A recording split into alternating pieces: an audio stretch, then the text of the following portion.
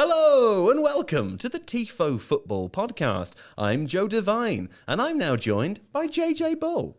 Hello, Joe. Hey, JJ, how are you? Really good. I've just read a funny comment on the YouTube. That's why sound like I'm laughing. I'm not crying. No, I'm not crying. No, having a lovely time and a lovely day. Correct. And we've enjoyed a lovely day, JJ, haven't we? With Seb Stafford-Bloor. Hi, Seb. I have had fun. Hello, Joe Devine. Hello, how are you? I'm really well. Really, really happy. What a great day.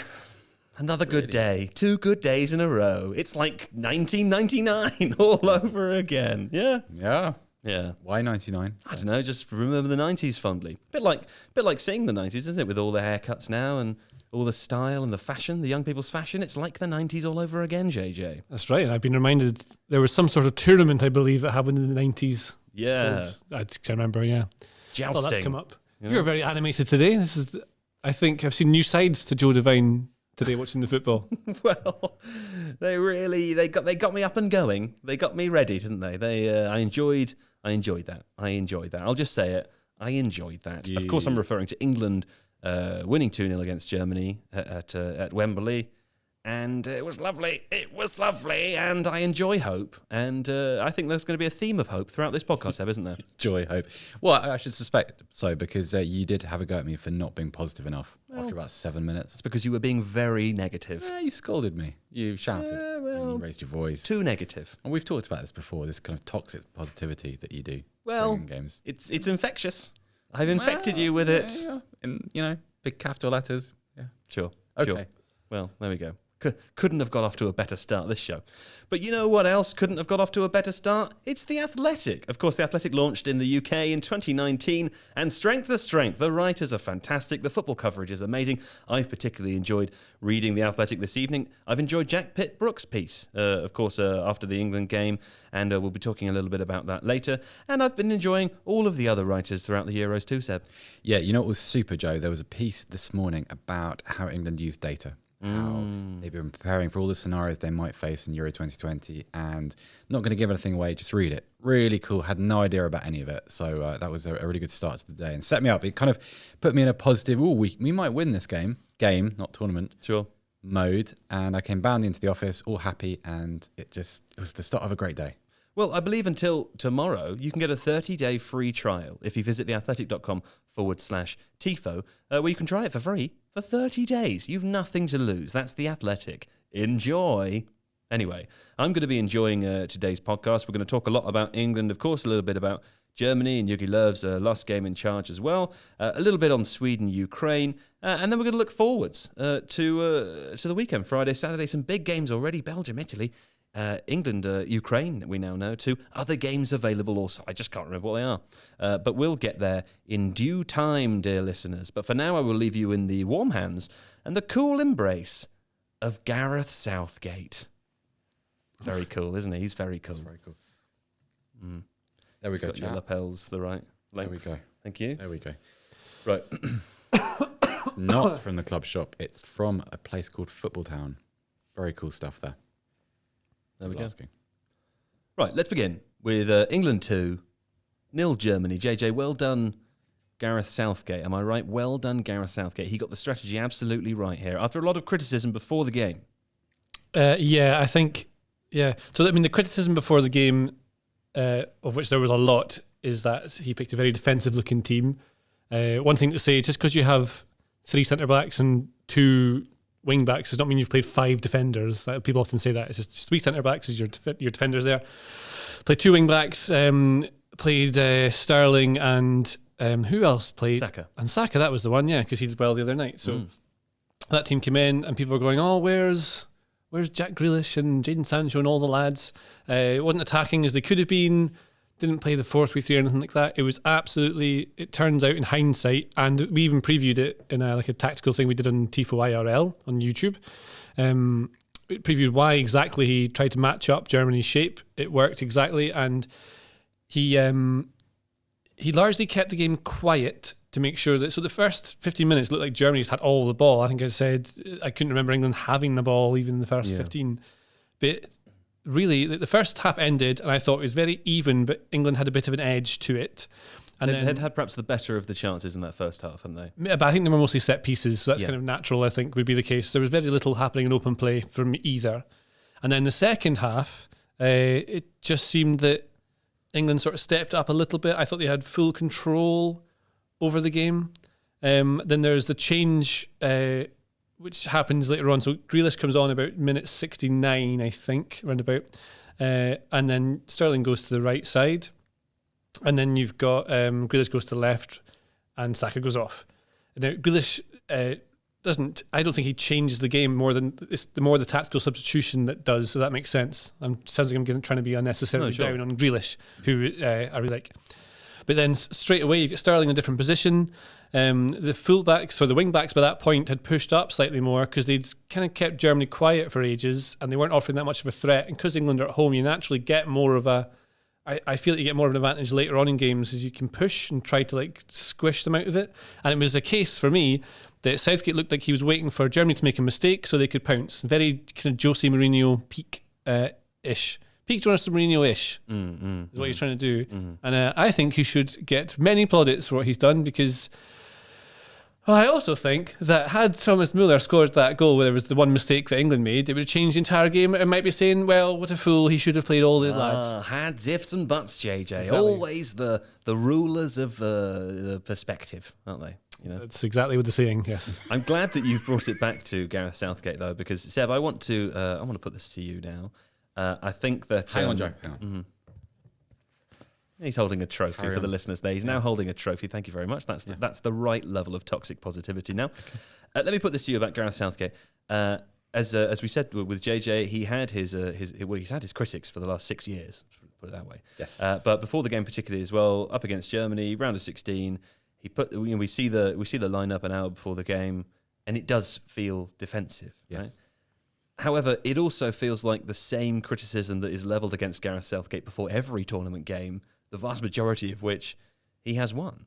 And I think like the nicest thing for me about this is that if I think Jack Pitbrook said in his piece after, if this wasn't Southgate's biggest game for England, this was his most important, right? It was his biggest test.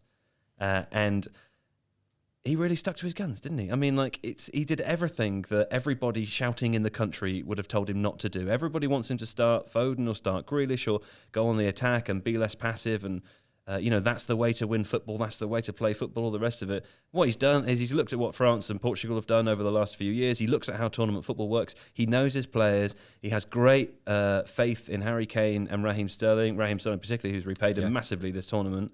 And he did exactly what he wanted to do. It's massively paid off. We know from the footballing perspective, it's a kind of fine margins thing.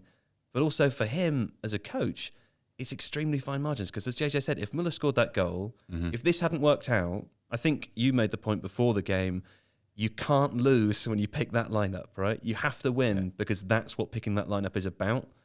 So if he had lost, maybe England fans would have spent the rest of the summer talking about how Gareth Southgate had been a failure for the last 6 years. I tell you what, if England had lost, England fans spend the rest of the time at the summer talking about Jadon Sancho and Phil Foden, and probably Jack Grealish too. Sure. And this idea that you leave all of your most dangerous attacking weapons on the bench. So yeah, I think a lot of this comes from what happened in 2018 in the World Cup semi-final. England had a winning position, and over the course of that 120 minutes, just gently surrendered it, gave the ball to Luka Modric, and they got past the death. Yeah. So I think that comes from this. Also, historically, over the course of his reign as England coach, he's been quite reticent in introducing attacking elements, with the exception of Harry Kane. He's been very loyal to Raheem Sterling. He spoke about that after the game, and he described him as I forget the word he used, but he is as impressed as he ever has been. Immense is the word he used. But if you think about how long it took to involve Jack Grealish, the reluctance around Jadon Sancho, how Phil Foden has been used, and how that's been quite a gentle situation, that feels like it's described a cautious coach, a conservative one, and until you win games against big opponents, it's quite an easy stick with which to beat him. But he's done that. No doubt, Joe, that the fun police are on the horizon marching towards us, telling us about how if this happened and if Germany had this player, but these things don't matter in the same way that it didn't happen, did it? In the same way that when as Germany won, when Germany last won a tournament game in this country, it wasn't, well, we won the European Championship, but if Paul Gascoigne had scored that goal in the semi-final, then we wouldn't have done. Yeah. Doesn't matter. I think it's a huge feather in his cap. Huge feather. Is it just a feather? It's not a huge feather, is it? It's his huge, feather. A huge It's his feather own would feather. look ridiculous. Sure. Absolutely You're still wearing absurd. feathers and caps. Exactly. You look like Disney's Robin Hood with that enormous. Yeah, exactly. So it's a great moment. I also think it's really nice. JJ and I were talking as we went out for coffee after the game about, in this kind of game, sometimes England persevere by, for want of a better phrase, out-passioning. They play a very British form of the game. They run their opponent's legs off. They play on adrenaline almost. Well, that's the perception. This was a smart victory. Yeah. This was this was like watching a boxer throw kind of tentative jabs and exploring kind of what his opponent's weaknesses were, and then finding one and exploiting it. Yeah. And I think one of the we'll get on obviously to the effect of Jack Grealish when he came on and the sort of the various impacts of different players, but I felt like the substitution was made at the right time, and that gave the impression of Southgate introducing little elements to, whether it's true or not, which altered the game, which helped them to win it. Maybe not change the complexion of the game, but certainly changed kind of what England could do with the ball. And that, to me, that felt more proactive than we've got used to seeing with Gareth Southgate. Yeah. And it was a good time. It was a good time. It was a good time. We It had was a good fun. time. Yeah. We had a really good time. I have to say as well, I think away from the pitch and away from the sort of tactical analysis side of things, I think the main thing for me after that game is that criticism, the common criticism of Southgate, has to be put to bed now. It has to stop, because I remember this from the World Cup in 2018. Like, there was a lovely feeling of hope, which, the old cliches grip the nation. I know that not everybody in England watches the football, but it genuinely felt like more people watching it were hopeful in a way that I haven't really experienced at any point in my life as an England fan, right? And hopeful in the right way, though, Joe. Let's characterise that right, because there have been times in the past where England fans have just assumed, well, look at the score we're taking the tournament. Just give us the trophy. Don't even bother playing any of the games. We'll just take the trophy off you. Yeah. This is kind of, I'm not speaking for everyone. I know there are people that always get carried away, but to me, it feels like a cautious optimism. It feels like I went into today's game thinking we could win. Yeah, me too. I mean, I think my negativity was probably instructed by past experience. Sure. And also, I thought Germany would be better than they were. Yeah. I thought they were a little bit disappointing. But it felt like you can make a logical case rather than just saying, well, we've got the 11 best players in the world, as England fans used to do and did in 2006, probably did it in 2004, did it in 2002. In fact, it's probably easier and quicker to name the tournaments when that didn't happen, when people went into it just thinking, we're rubbish, we'll go home in 3 games. Absolutely. And this feels nice because there's this faith in the international team. And but also with Gareth particularly now, it's lovely because I think there was a criticism of 2018 that even though England played well and progressed very far in the tournament, the criticism afterwards was, well, they played rubbish teams and it was an easy run and that's why they got that far and they haven't really been tested. Yeah. I'm sure some people will say in the near term future that Germany are in a transitional period and they weren't at their best and they didn't perform particularly well and whatever.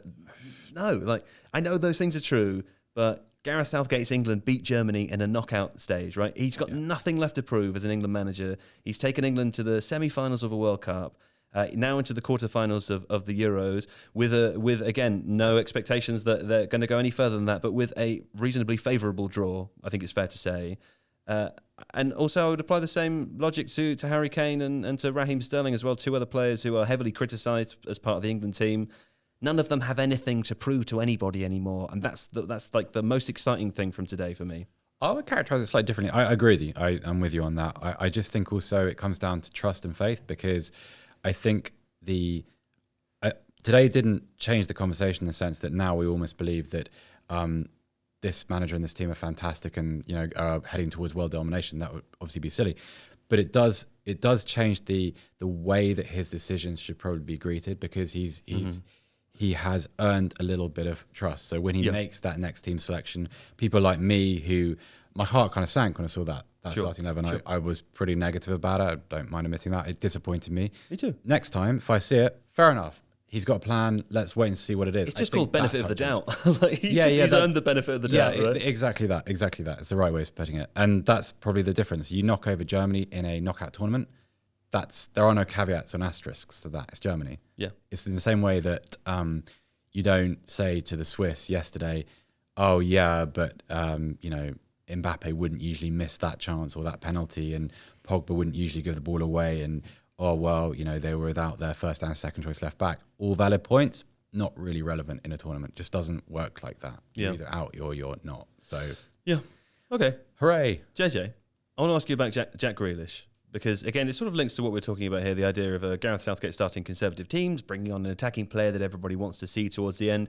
And it felt a little bit like the narrative drawn around that was that's the moment that changed the game for England, and Jack Grealish came on and changed everything. That's not quite fair, is it? I mean, he's a great substitution and played a brilliant 25 minutes or however long he had, was involved in both of the goals, but he didn't drastically change the game, did he? I think the game was sort of changing already before he came on. The timing of it would maybe make you think that I'm being an idiot by suggesting it's not that, because he comes on and suddenly they win. But the 2 goals that England score are from Germany giving the ball away and being caught in transition. Both times. Or someone being out of position. Like the first one, Sterling gets the ball on the right side because Grealish has come on. And Grealish is a different sort of player to Sterling. Sterling will get the ball and instantly run, and then he'll be still running before, like long after you've been saying pass the ball, he's still running. Grealish, I think, passes earlier and receives the ball slightly deeper than him. I think there's just slightly different in the way they play. So Grealish comes on, he's on the left, doesn't really matter. Sterling gets the ball. Rudiger, because Germany are playing a back 3, comes out from his left centre-back slot to close him down. That leaves the left centre-back slot completely empty. Mm-hmm. And then you've got the other 2, Hummels and Ginter, who are there, and Kane's in between them. So then Sterling just does this thing that he can do and drives between 2 or 3 players, straight to the middle, something he does a lot for Man City, driving through the middle with the ball, because he can do that. It's like a striker sometimes for Man City, so that's good for him. So he gets through that little block. The ball comes out to Kane, and then Hummels has to go over to Kane in the D. And as soon as he does that, he's left all of this like massive gap between the centre-back. There's no left centre-back, remember, and the left wing-back. There's a huge gap there. Rudiger kind of chases Sterling across rather than retreating to his position. Exactly. He goes into midfield, try and close him down, And then because everyone then just congregates around the ball, everyone squeezes in because they're drawn towards the ball naturally, because you get scared at the edge of the box. And then Shaw's out wide. So there's loads of space there, but the ball comes in. Grealish is the one that second one is the one that Grealish crosses in for Kane. The first one is Shaw is the assist. Yeah. Mm-hmm. So the ball comes out to Grealish, passes it on to Shaw. Shaw puts it in, and that's how Sterling slots in into the space which is vacated by the defenders. Exactly, because if you look at even like the goal, the final like frame of Sterling hits it. You've got Hummels next to him, and then you've got the left wing back who's Gosens, who's coming in behind him, and he should have been further out next to Kieran Trippier, who would be totally on his own, and you've got Harry Kane totally on his own next to him. Germany are pulled out of position completely. They just sort of panic. It's one of those moments where they just aren't set in their shapes. Why shape's so important. Defensive shape is so important. If you're caught out of it even once, that's when teams score. And that's that thing we're talking about, the control England had. Yeah. They were waiting for that one thing. And you wait and wait and wait and wait and look like you're not really in the game. And then bang, Sterling breaks the lines of one little run and one player's out of position. And that's where the dominoes start to fall and they get through. It's pretty cool. In fact, something Seb was saying earlier, I thought one of the things as a neutral watching England play, the way they won that game was the kind of way I've seen them lose multiple games in the past. They weren't smart, like they were smart tonight, and in the past they've lost. That said, Müller should have scored. But yeah, the second goal as well. I mean, Grealish comes on. Grealish is there involved in that as well, but only by doing the final action. Obviously, is very important, and because he's able to use his left foot maybe better than Sterling could, and he's better at crossing maybe than Sterling is. So that came from Shaw, like doing an amazing break into midfield, though, right? As a theme of today, I think you see how important wing backs are. I mean, they're important in the Ukraine game as well, but it's just matching that up. And later on in the game, I think Shaw's figured out like Kimmich keeps coming inside off the right at some point, and Germany are caught because Goretzka pushes forward and leaves the entire midfield empty. It's just Kroos who is pretty much out of the game. And you can see Phillips and Rice, or actually Grealish drops in because Rice is slightly deeper. So Grealish drops from left wing into the midfield to fill that slot. Shaw comes in from the left wing back position, has read the play really well, wins it, that's the turnover. Suddenly Germany, all sorts of problems. Yeah. And Grealish makes his play, but Grealish is able to get that ball in because again, the defence is all caught out, they're all out of position, and they're trying to reassemble, is that the word? Sure. Yeah. Like connecting the various components into what they're supposed to be. Yeah. But they can't do it quickly enough, and it's just one like small error is where you get that, and that's why I think it's kind of compared to. I'm not trying to say Gareth Southgate is as good as Jose Mourinho at managing, but I think that in international tournaments, as long as you get the luck, which you can't ever guarantee, If things go your way, it is probably the most sensible, best way to win a tournament. Yeah. Because you don't give away anything and then you exploit someone else's mistake. And it just makes so much sense. Like, Gnabry shouldn't have lost that ball in the middle of the pitch. He shouldn't have done it. And that's how they get their second games done. But Miller should have scored. That is true. That was interesting. Thanks, JJ. Thanks, Joe. I mean, I think the point to make there as well is it's not to try to take credit away from Jack Grealish, just more to sort of battle against the points being made after the game that he came on as the attacking force and changed everything. Because I think that takes away from the rest of the teams and Southgate's achievement with the way that they set up. He played perfectly into the system that was there for him, and he came on at the right time. Yeah, and something I've just thought of, actually, I thought about earlier, is that there's something that you can't measure in terms of statistics or even like how the play is affected. But when he came on, it's sort of galvanizing effect in the crowd who are like, yes, we've won a goal because you've brought Grealish on. And I'm sitting there obviously like, all right, lads, it's Grealish, he's good. But he was smiling immediately as well. Like, I think there's a moment where, was it Ginter that fell over or something? He Jack Grealish gave away a foul within moments of coming on. Gave away the ball and the foul. And then he's just kind of laughing to himself saying, get up. And like that kind of attitude, it felt like that was absent from the team because it was 17 minutes into a really tense game. He lifted them a little bit, didn't he? I bet that permeates through the crowd, and then it's almost symbiotic with players, I suppose. But that energy is going to be felt by players feeling like here's a lift, and it's the final 20 minutes, and they've got Germany sort of where they want them. It is quite even, but they're starting to squeeze them a wee bit. And so Grealish coming on, maybe will do the stuff that Grealish does in the left wing, but also the crowd then slightly giving you this energy, and the players might feel it, right now we've got this chance now, we've got this thing. Even though it's not really a huge change, and it's not that Sterling was bad in the left, he was decent. Right? Yeah. I think when you look at their bench and see the numbers of extremely talented players that they can bring on to affect that. If that wasn't Jack Grealish, that could have been, an uninjured Mason Mount. That could have been Phil Foden. That could have been Jadon Sancho. That could have been Marcus Rashford.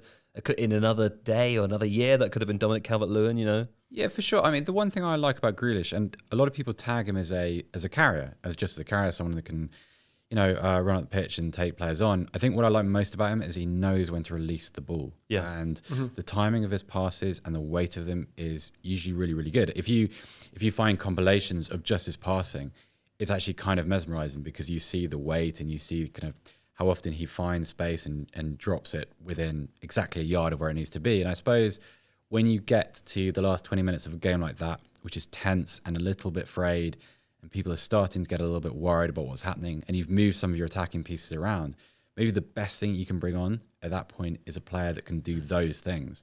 You don't necessarily want someone who can, you don't want a broken field runner, useful as that may be. Yeah. You want someone who can find that exact blade of grass which is going to expose a weakness. And I think if you look back at those two goals, that's kind of what he does. There's nothing mesmerizing or unusual about that. It's just very simple things done really well. It's just perfect. It's the right decision, yeah. Right decision at the right time, and before there's no dallying. There's no extra touch which allows Germany to close off an angle. There's no it's just perfect. It's flawless execution of very simple things. Exactly right? that. Yeah. Exactly that. And that's why his numbers are good. So he affects play, but he produces goals and assists, the most basic football man analysis you can do. He gets the goals, he gets the assists, that's what you want. Yeah. But you look at I think Bukayo Saka is a great player, and he carries Arsenal at times, but he doesn't get the numbers. Yeah. Because he can be great footballers. I think there's loads of them littered all over the world that play in teams, and you can't leave them out because they're so good. Technically, they're so good, but they don't quite get the numbers that really make the difference. Like Sancho gets the numbers, maybe doesn't do quite other stuff that you maybe need. Saka's somewhere in the middle there, but yeah, Grealish affects the play.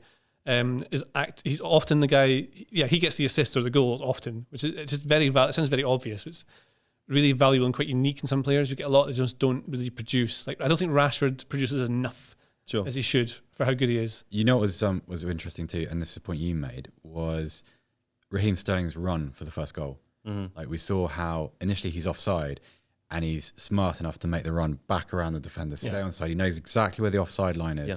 Which actually, if the ball goes past him, it's not going to be a goal because Kane is offside. Kane doesn't make that run. It's Sterling. That feels like you said it was a very Manchester City goal. Sure. It's exactly that. It was just the little details within that goal are really pleasing. They were just really nice to see England, because that feeds into the smart football point from earlier. That's where England used to get undone, I think. Little moment. Well, we'll be back just after this. We're back. And we're going to crack on now. carry on talking about England. I want to ask you specifically about Raheem Sterling. Seb, you mentioned him there. He's got 3 goals in 4 games for the tournament so far. He was certainly England's most dangerous player, definitely in the first half. The argument to make for that entire game. 6 take-ons, more than the rest of the team put together. And in his goal, as you said, it did feel a bit like a Manchester City goal. It was nice to see England be able to execute that kind of move. Yeah, I think everything about him was pretty good today. I think, obviously, we'll get on to Kane later, I guess, but I felt like in the first half, England didn't really have anything offensively other than Sterling and Saka. Yeah. And it was interesting to see, because I think one of the criticisms, I think I made this earlier in the tournament, was he's someone you probably want running behind. He's probably someone that you want knifing into the penalty box. When he comes centrally, sometimes his decisions aren't made quickly enough. And that was completely untrue today. When he came into the centre of the pitch, he played from the left-hand side, Saka from the right. When Sterling was in the middle of the pitch, you saw how much unsettled Germany. Yeah. And because he's very elusive when he carries the ball, he wriggles a little bit with it, and defenders don't like it because they can't really anticipate which direction he's going to go with it. He was also super sharp today in a way that he hasn't been at other games in this tournament. He scored the goal in those games, a bit like Harry Kane today. You know, didn't have the best game, but scored the important goal. But today, he just looked on it from the beginning, didn't he? I mean, like one of the criticisms which can be levelled against Raheem Sterling and has been throughout his career is that sometimes the end product just isn't there in the way that you want it to be. But it felt like today it was going to come no matter what. Yeah, and I found myself thinking about this after Gareth Southgate spoke post-game, and I just thought maybe this is the result of a player that's loved, who has almost unconditional faith. And actually, we've criticised Southgate for this before. I've done it. You've done it. Can't remember if JJ has. I think Alex has. I was definitely have. You almost because you think, oh, I want to see Sancho, and fair enough, most of us do. But when as a player you have a manager that just says, no, you're going to play, and also this is what I think of you, and that's not going to change just because of a bad 90 minutes or a bad half or a chance not quite taken. And I wonder whether some of that feeds into this idea that when Sterling does carry the ball into the middle of the pitch against a team like Germany, which let's not forget, like in that midfield, Goretzka, Kroos, Hummels as centre half, like these are proper players. Yeah. These are I don't think Goretzka obviously wasn't around for the last World Cup, but there are World Cup winners here, who players from the very highest level of the game, and there's no inferiority with him. Mm-hmm. Just he picks up the ball and does things with it. And I think Southgate, that's one of the things to credit him for. It's an intangible, so it's hard to quantify. Yeah. But this is the end result of having faith in a player. He feels emboldened. He feels like, and also let's not forget the conversation that surrounded Raheem Sterling in this country for a really long time. Yeah. Particularly around past disappointing tournament performances when he was singled out by tabloids, treated abysmally many times, and reported on in a way that is just frankly disgrace. So he's been carrying all this baggage, and it feels like he's shed it all. I mean, well, on that point, can I say I watched the post-match interviews today. I haven't done any of that this tournament for any of the teams, but you guys went out to the shop and I stayed, and so I was eating a stir fry and watching the telly, and every England player that was interviewed afterwards said some semblance of, we know we get criticism and it's nice to show them.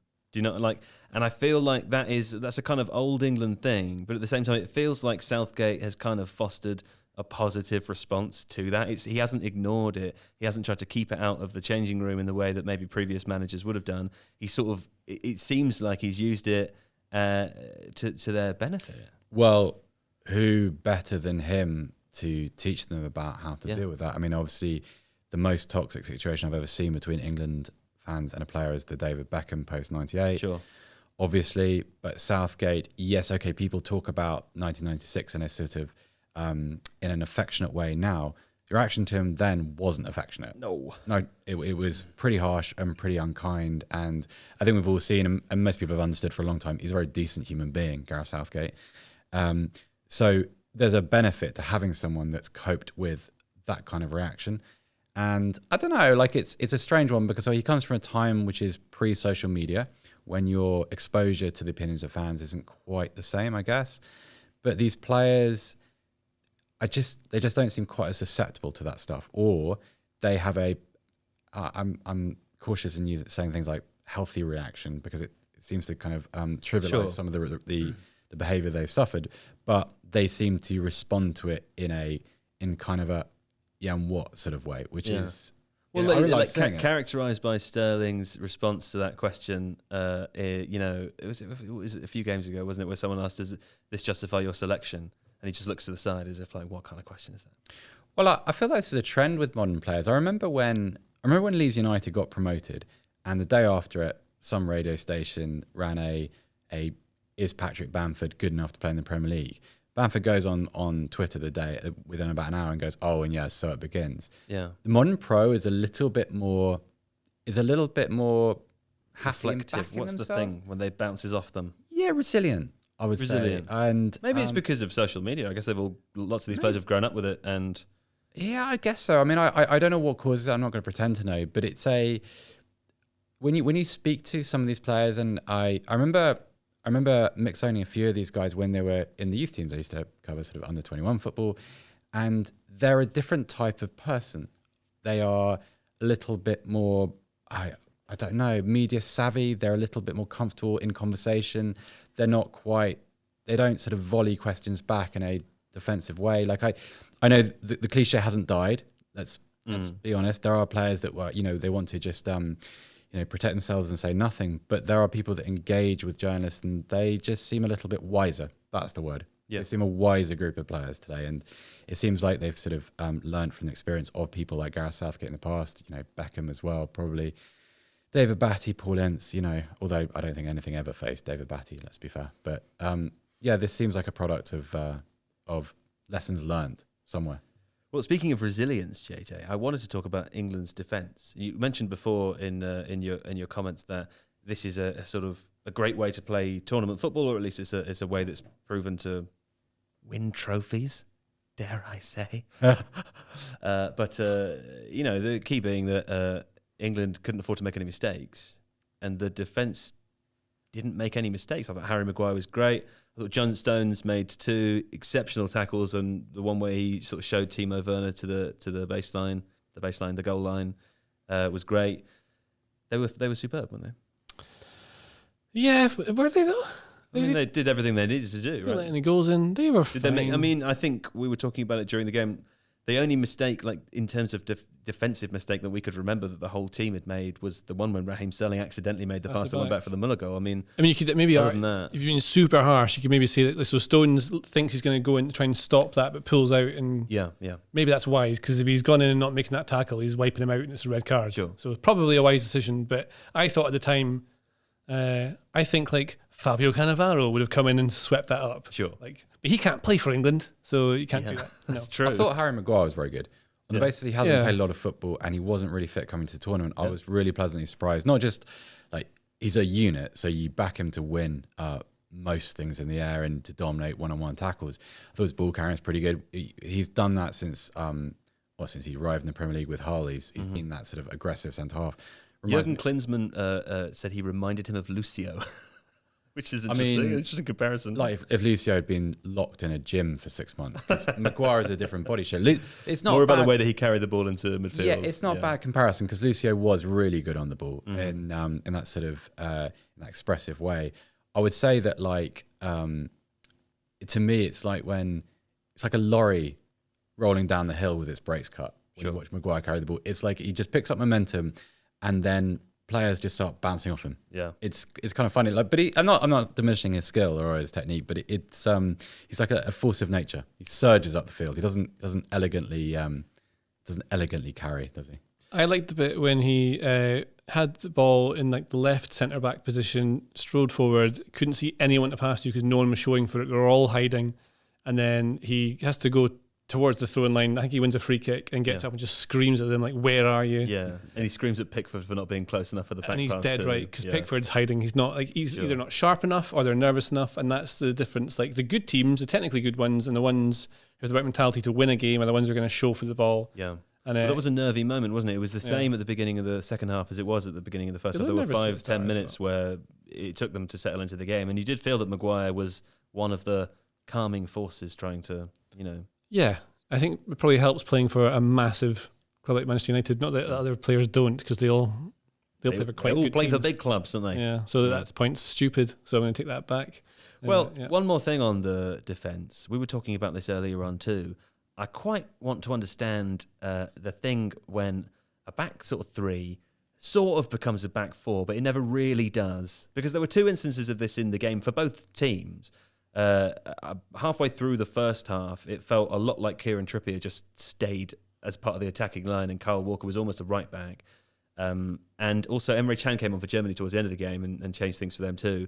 I quite like the idea. I mean, I think we talk about things often a lot in set formations. Alex often makes the point that this is maybe what they look like when they're defending, whatever. Yeah. Maybe they look different when they're progressing the ball. Maybe they look different when they're in transition.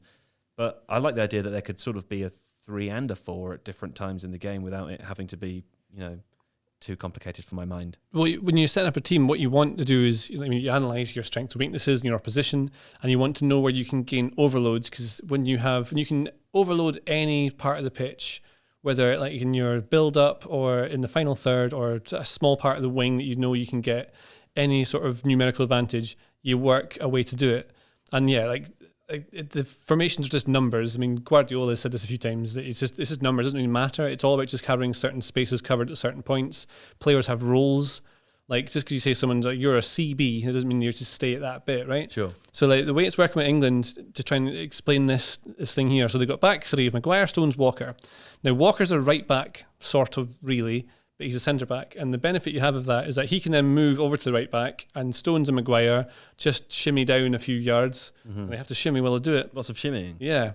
And then so that means that Shaw is the left back, Maguire and Stones become a 2, Walker goes to right back, and suddenly Trippier pushes up, and that gives you an overload on that side. Sterling and Trippier are something like...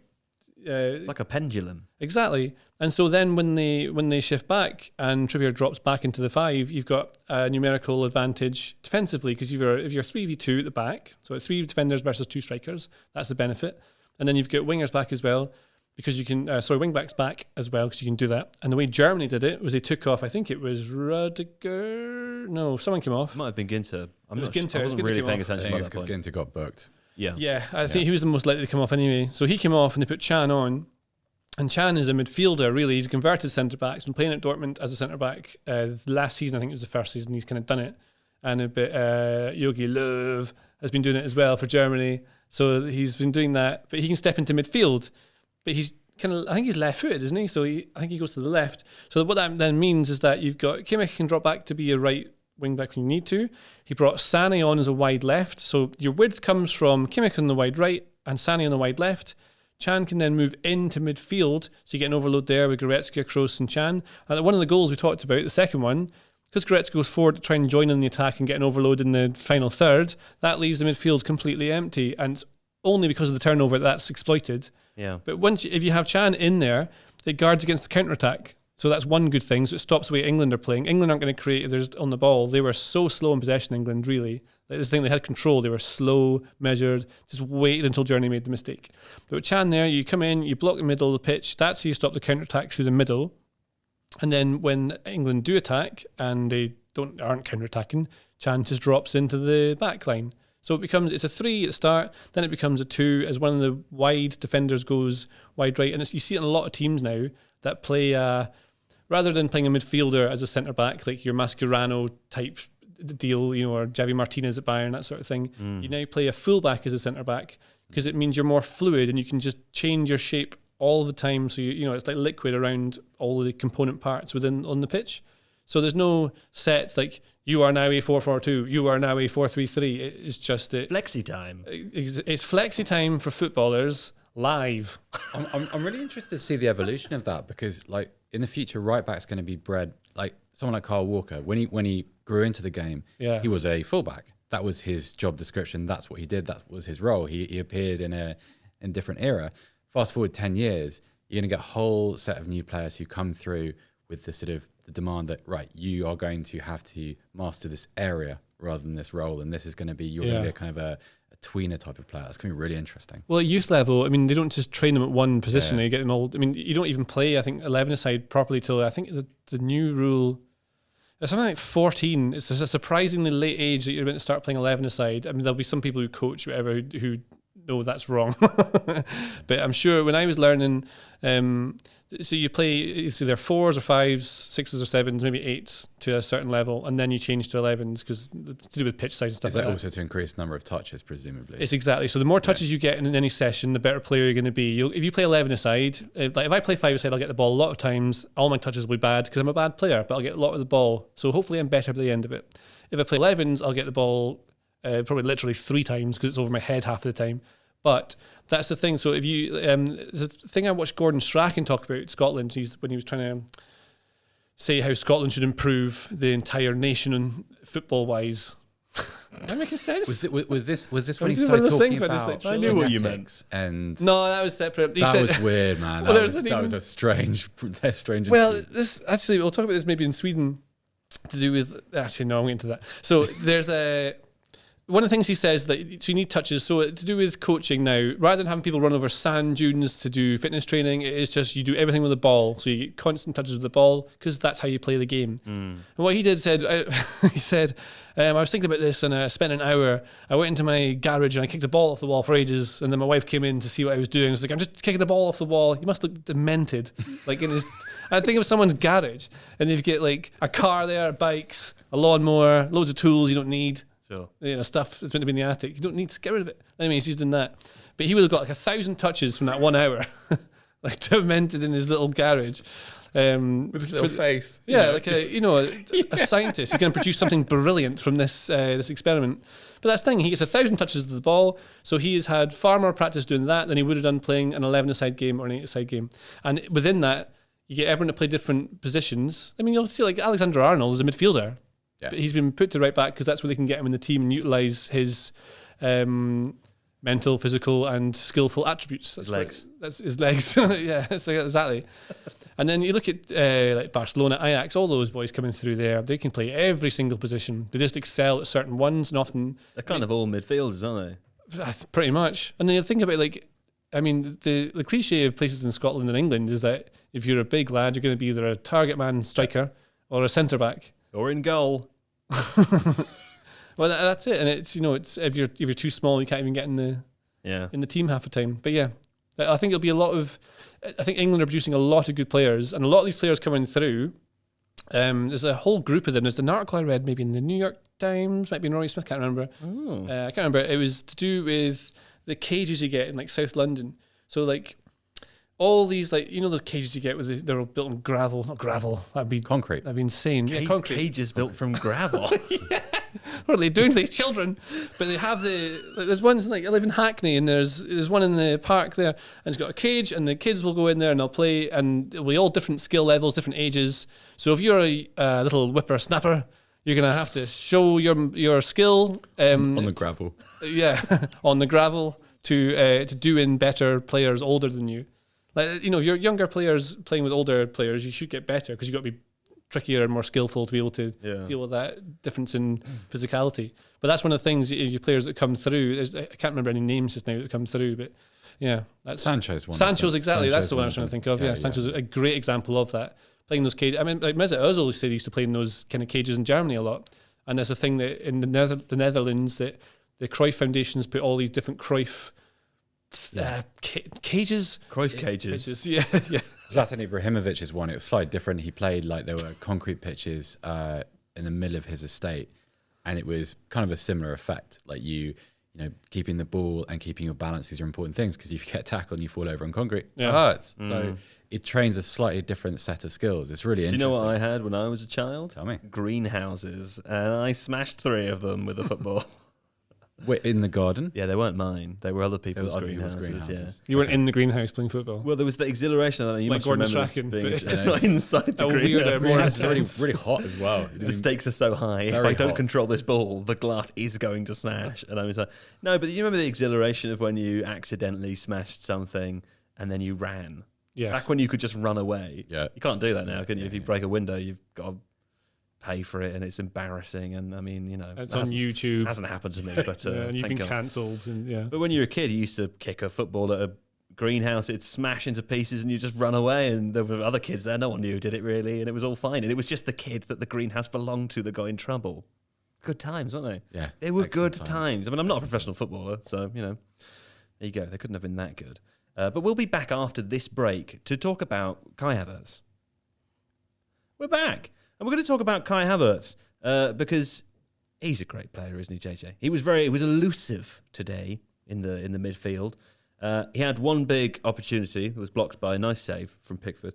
But also, it felt to me like there was a sense that if Germany were going to score a goal, he was going to be involved in it in some way or another. I think he might have been the best player on the pitch today. Maybe. Even though they lost. It's one of the best games I've ever seen Havertz play. He had a lot of space.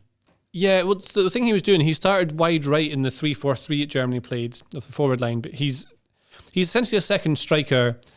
He'll finish chances by floating into space. That's the thing he's very good at, identifying where he can go and when, and he arrives before anyone's realised he's there. But what he was doing in this game was, because England had a 2 in midfield versus Germany's 2, they're largely matched up man v man. That's most of the reason for 3-4-3 is to try and block any possible advantage Germany have. Havertz was just dropping into midfield. He came even the 6th position at one point to get it and bring it forward, because he can do that. And so no one can track him, so he's just totally on his own. And if someone goes to leave, say Phillips and Rice are looking after Kroos and Goretzka, if Phillips is like, well, I better go and get that boy, you're just going to leave Goretzka all alone. So then he's on his own, and you can't do that. I really like the idea that the professional footballers are thinking that in your accent, your voice in their head. Yeah. I hope they aren't. Anyway, he's good, isn't he? But it turns out we've been talking about this for a really long time, and we do have other things to talk about, including Jogi Löw, because, of course, he's been Germany manager for 15 years, Seb. 198 games, I believe. A World Cup win in there too. A real servant to the team. And this was his last game. Awkward old legacy. Yeah? As well. Because, tell me why. Well, 2014 is a very long time ago now, Joe. And this last couple of years has shown Jogi Löw to be stubborn.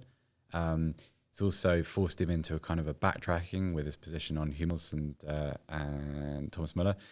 And it's just a bit of an ugly end. You follow up a group stage exit in the World Cup to round of 16 loss to England. I know the Germany-England rivalry is a little one-sided. It's not quite what people in England hope or claim it to be, but it still matters, and that's still a humiliation you can probably do without. Yeah. And Havertz aside, I don't think Germany did nearly enough today. I don't think today's game, it was tense for us in a way. Was it that close once the first goal went in? Not really. I don't think so. So it's a strange one. I think it's one of those where he'll have, instead of 10 or 15 years, people will look back at they'll be able to focus more on the first half of what Jogi Löw did with Germany. But I don't think, you said at the time, if this is Germany in transition, that's pretty healthy because there's an awful lot of talent. Tell me about them. Well, the ones we know about, obviously, Havertz we've talked about. Werner is still there. I know he has his detractors, but Werner is still a good player. Yeah. There was a fleeting glimpse of Jamal Musiala at the tournament. He's absolutely fantastic. He's a terrific player. One of my favourites, Florian Wirtz, plays for Leverkusen. Sure. I suppose he's kind of Germany's answer to... He's not really like Mason Mount, but he's very number 10-ish. Right. He's a brilliant, brilliant player. Got Mokoku at Borussia Dortmund, Baku at Wolfsburg. They have got a lot of talent coming through. And all those kids hitting the gravel hard. Well, hitting the gravel hard. And they're also going to be under the guidance of Hansi Flick, who was Löw's assistant up until 2014. So he is technically a World Cup winner. Yeah. Won a European Cup with Bayern Munich, of course. And... players seem to like him. He has that respect of having worked for the DFB before, which will matter. He understands the system. I'd be very excited by Germany's future. This is a pretty ugly end, and I suppose the benefit, of course, is that people have made the peace with the idea that Löw was leaving for quite a long time, because he announced that he was going to depart, I think, back in March or February. So it was sort of a free hit, and this is a sort of limbo period. So people have kind of had their eyes on the future, I guess. But it's Germany's still going to be strong. This isn't Germany bottoming out or having to start again at the beginning of a new cycle. They've got talent ready to go, and it's going to be exciting, though. Yeah, they could be a very, very good team over the next few years. Hope so. Yeah, I hope so. Did beat them though, so that's fun. Okay, tell me about Sweden-Ukraine, which was a game, I will be honest, I found it very difficult to concentrate on because, one, I was a bit full and tired after the stir-fry and the long day, and two, you'd had a bit too much sugar. I kind of had that. I had the sugar hit early on. I didn't time it very well. I'm sluggish now. Well, we brought you brownies back from the coffee walk, and Yeah. we gave you 2, and that, in retrospect, You bought me 2. You said they were small, but they were normal size. they looked and I small ate behind the them counter, both. and I just thought, if They were one of delicious. those doesn't feel quite enough. Yeah, this was like when Great goals, by the way. I did see the Yeah. goals, and even the 120-minute goal was very nice header. But that Zinchenko goal was hot diggity dog. also exactly what I want to see from Yarmolenko. Just Yeah. a really decadent bit of outside of the left foot skill. I don't know if I've ever bit of seen a vision. player. I know I've said that a few times now. I've never seen this before, but I've never seen a player curl a ball quite so It's like very easy. curly It's with the outside of his boot. it was quite Modric-like. Yeah. Yarmolenko, be on his best now. His best years are probably behind him. He's had a few really bad injuries. I think what I like about this Ukraine is, and I was reading an article by Lucas Vrabec, who is an excellent Slovenian journalist. It's written some articles all over the place, the BBC, The Athletic, good guy as well. He spoke about how a lot of these Ukrainian players feel empowered by having Shevchenko as their head coach, because obviously Shevchenko is a Ukrainian icon. He was a world-class player, clearly, but a few past Ballon d'Or winner. Sure. And I think in a way you're saying I reckon that. his friends gave him the Ballon gave d'Or him- award, didn't they, though? Because he's a great friend. A really good friend, and a good friend to these players, because when you think of Ukraine in tournaments past, you think of a Dower side who are, oh God, I don't want to watch that, and that's going to kind of grind tediously towards a penalty shootout, which they invariably lose. And this tournament was a bit different. I know they were good and bad. I know they had some really poor performances, not least the last game in the group. They're very lucky to get to this stage through the lucky loser spots. But I felt like you saw them play, and I felt like there were. I thought Yaremchuk was pretty good tonight. I really like Sidoshuk. I think I'm pronouncing that right. Like sort of central midfielder was excellent, and they felt a little less passive. They were there to actually do something. I think it's fair to say, though, does that make sense? It does, but they did survive Sweden as well, though. In a sense, I mean, particularly for vast periods of the second half, it seemed to me every time I did look at the telly that it was only likely that Sweden were more likely to be the team that were going to get their second goal. The red card, of course, changed things too, as did the extra time. But well, in many ways, yes, because Sweden are, you could say many of the same things. Like I think Sweden have been quite dour. I think they've been good tournament team, though. They're a good tournament team, but in quite I don't want to face them way. Sure. They're a team that have to be beaten. Yeah. Whereas now you see, okay, Forsberg has been around for quite a long time, but Kulusevski is really interesting. I really want to see what he becomes over time. I'm not sure, is he going to be a sort of a supporting forward? Is he going to play from the midfield? He's a very dynamic player, not typically Swedish. Isak is still don't know what he's going to be. Yeah. Still don't know how good he's going to be, but he's interesting, and I want to watch him.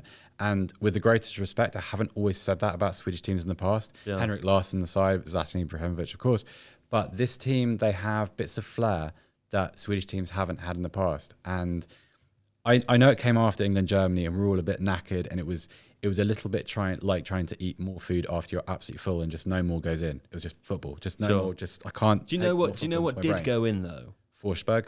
Emil Forsberg, JJ. He hit the post twice, I think. Yeah. He's such a lovely player. I'll be very honest, the last time I really watched him play was in the World Cup. Yeah. And Alex and I were very excited about him back in 2018. He was a lovely player to watch. He ran the game today. It felt. I mean, Sweden are unfortunate in some ways not to go through, aren't they? They had opportunities. Yeah, I thought. I mean, the two forwards that we're seeing, Isak and Kulusevski, I think are both really good players, and that's a good kind of future pairing that Sweden have got. But yeah, in terms of Forsberg, I mean, what's the one when he hit the bar when he cuts inside and beats two players? Really, just so much power. Very well done. Skier. You know when they just whip zigzag between the gates. It was so quick. When about 2 or 3 touches and then zero backlift off the top of the bar. It's like he's a maestro, Forsberg, isn't he? He's like a proper playmaker. Yeah, and Sweden, I mean, they always play this 4-4-2, and Forsberg plays off the left and comes inside, and the left back overlaps them, and then he ends up being an 8 or a 10, so he can get into those attacking positions, which is basically what he does in his club team. Yeah, it's been Leipzig have had a funny old season, and he's had good and bad moments. I mean, I think I'm right in saying he's just signed a new contract. I could be wrong, but I think he's just extended by. You've been wrong many times before, so sure have. So what does it matter? It's almost what not does it even worth matter? taking anything you say seriously. It's just say words and hope they're correct. Do you know what I'd give you though? Tell me. The Ballon d'Or. Okay. Nice. The Malon d'Or for the Mallard. Yeah, that's what you get. I would want that. And I get the Lalon d'Or for the Lals. Yeah, I've gone through the entire alphabet and I can't come up with any more. Yeah. Anyway, Saturday, England are going to play. Did we do that enough? Did we do enough of Sweden, Ukraine? Was there more we want to say? It's not that we didn't watch it, and it's not that we didn't try. It's just that I enjoyed it. I watched it I'm just going to enjoy the spectacle of a good game of football. Yeah. And it was full of, I didn't know he was that good a player moments. The 18-year-old fullback was very, very impressive. Zahanyi. Yeah. Pronunciation? Did we get a pronunciation on him? I didn't look it up. I'm sorry. 18 years old from Dynamo Kiev. It was great. Mm-hmm. It was really, really good. And that was not an easy assignment because that's on Forsberg's side. He played on the right side of that back. Sure. And we talked about Sidorchuk, who I thought was excellent. Bit strange. I didn't understand why Milinovsky didn't start. I really like him, and he felt coming into the tournament, I felt like he was kind of central to everything that Ukraine would do. He's also massively popular in Ukraine. Apparently, he's a bit of a sort of footballing celebrity. Should we talk about the red card? Yeah, because there were one or two people on Twitter saying that wasn't a red card, but I, for the life of me, cannot understand how anybody comes to that conclusion. Well, should we talk about the law? Because there's a bit of... Let's talk about the law. Which law don't you like the most? I mean, a lot of them, but this one, because I think I understand the logic of saying, well, he got the ball. I get that. It's just that we've seen this a lot of times in the past. Like it's no good raging at VAR referees because it's happened a lot of times, and it feels it's kind of strange to see sort of high-profile presenters and pundits sort of taking issue with it.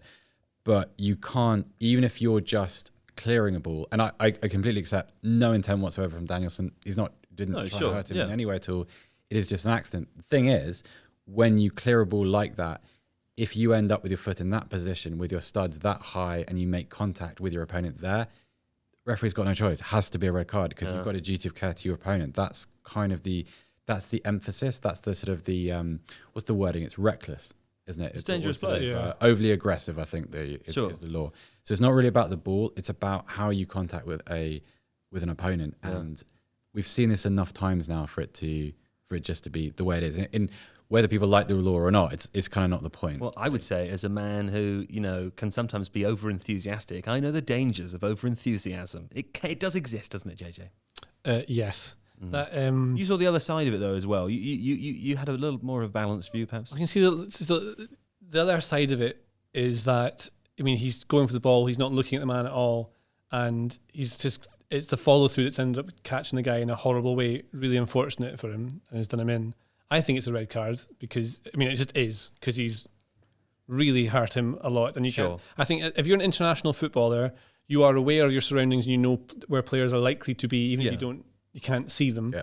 You just don't know where they're going to be. If he's leading into that because he knows he has to win that challenge to avoid it being a problem.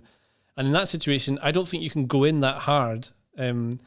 I don't have the mentality of a professional sportsman, but I know like when I play football, I would never go into anything like that because you're probably going to hurt someone if you do. Yeah. I think that's the problem with it. It's sort of like that.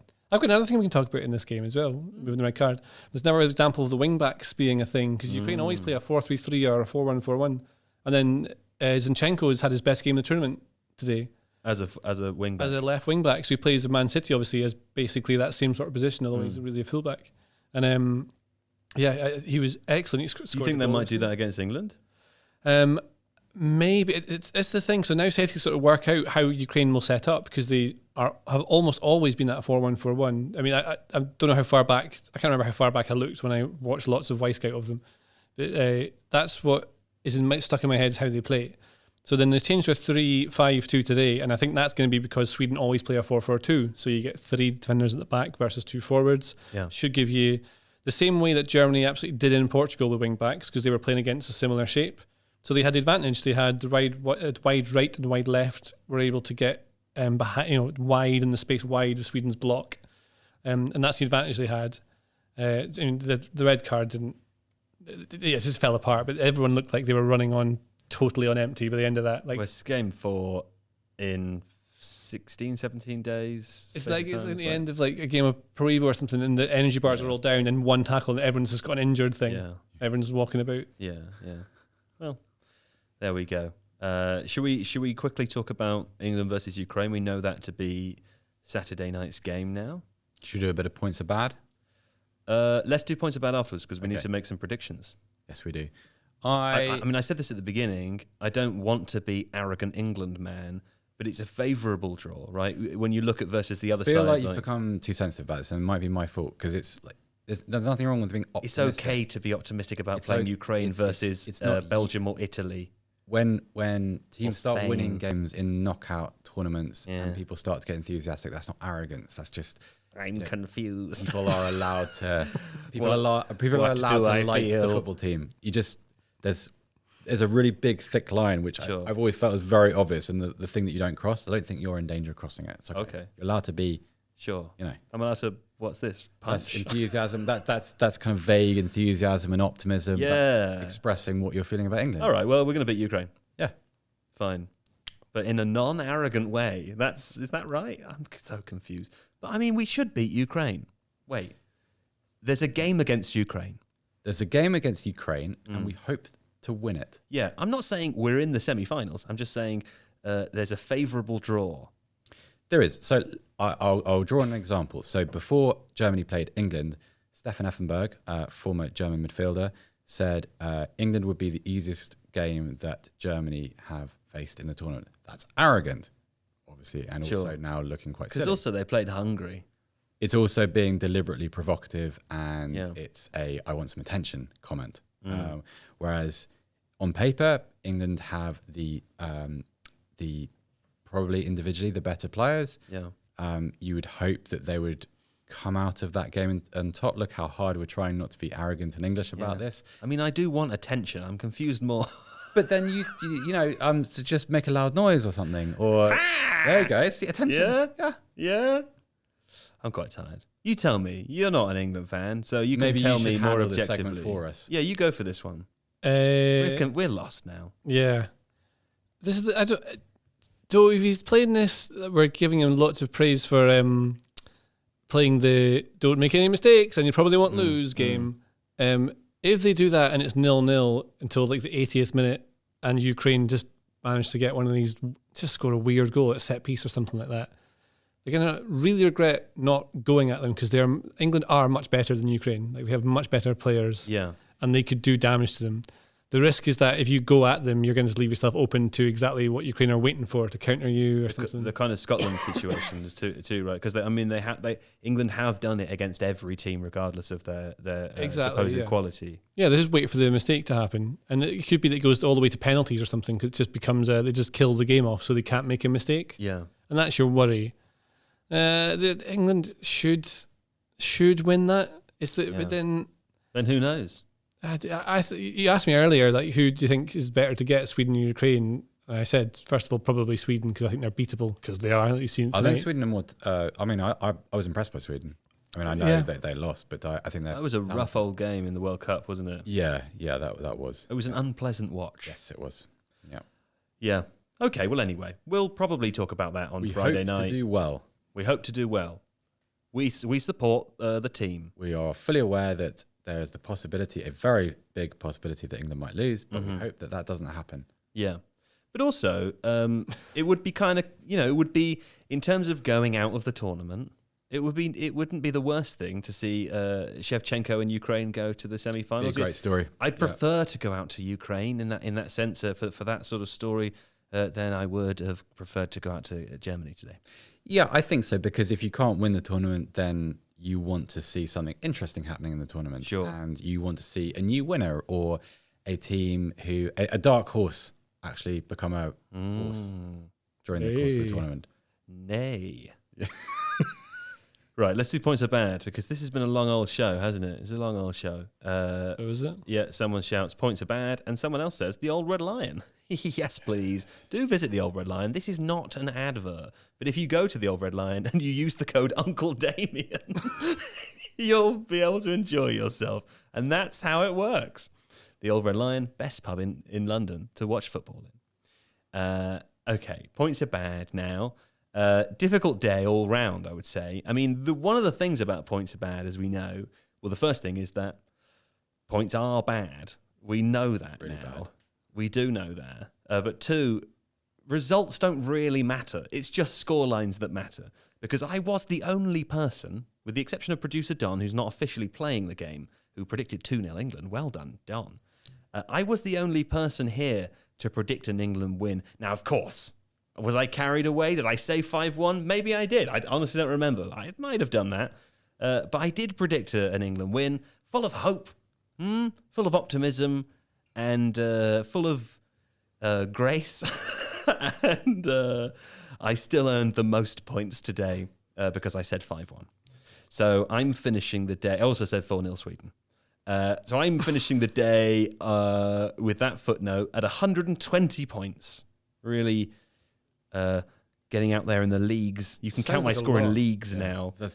Sounds like a lot. I don't know how the game fully should sound, but that sounds like more. It's more. Yeah. Because Seb's in third place on 105. Oh, that's less. That's good. That is less. Yeah. You have fewer points. That's less bad points. Yeah, well done.